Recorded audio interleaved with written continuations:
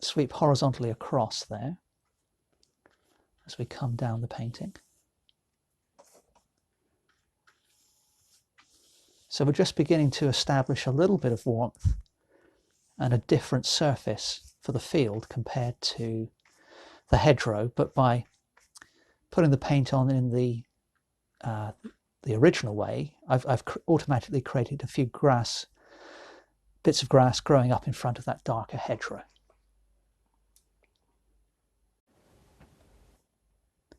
Now in my reference, the hedgerow is actually much taller than the sheep. You know, it's not that far away, frankly. I've made it much smaller because I want the sheep, this main animal, to stand out against the pale background. However, to avoid this animal looking like it's well, all of them, in fact, we don't want them to look like giant sheep, although, you know, I do surreal paintings once in a while.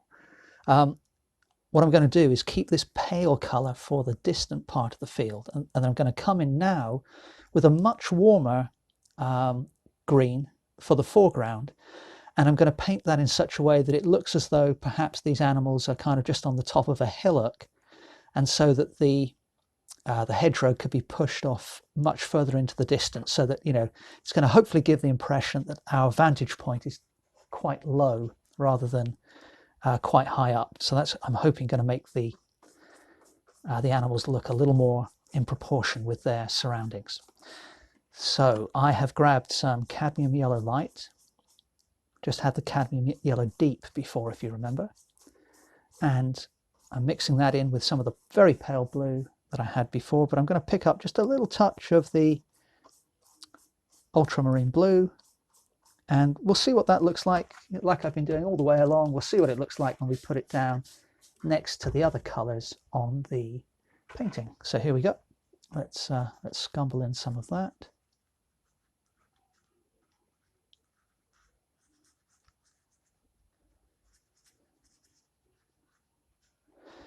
And I'm going to pick up a little bit of white, but not mix it on my brush, so I can get some automatic mixing on the paper again.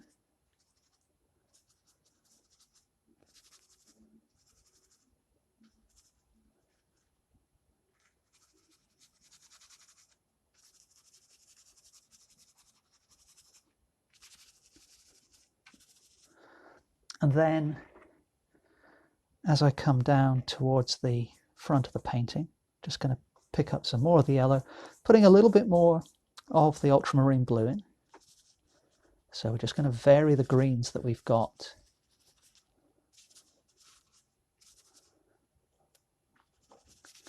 And yeah, this rough and very much used decorating brush, it really is wonderful when you're using fluid paint for automatically creating a little more ultramarine blue going into the mix. Interesting textures. You know, it's a bit like painting with watercolor in the sense that if you let it do its own thing, although I'm using acrylic, if you let the brush do its own thing,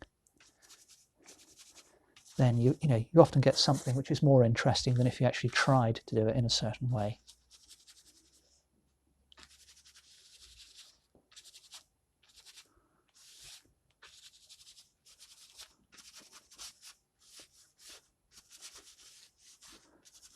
Okay, so we've got the first layer of paint of our landscape in place. Next, we need to work on the animals. So the first thing I'm going to do is switch to a little filbert brush and pick up some pure ultramarine blue. And this is going to be my first approximation to some of the darkest colours in the painting. So I used that orange watercolour marker before to put in some dark regions, but now I'm going to replace that orange with the ultramarine blue. And as I said, this is just a first approximation, but I quite like a little bit of pure blue, little bursts of pure blue showing through in some of the darkest shadow regions.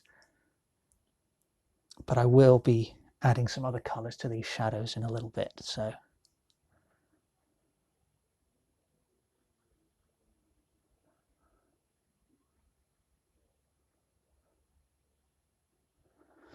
But the main thing I'm doing here really is putting in a dark tone, and then that's going to allow me to see how the painting's working as a whole, and whether I need to make any further adjustments. So that's the darkest area of that main animal done, or the adult. If we move over to this little lamb on the left, we can see that the ear is very, very dark, and the nose is very dark as well, and the eye is also fairly dark. There's also a little patch up here of darkness, which I've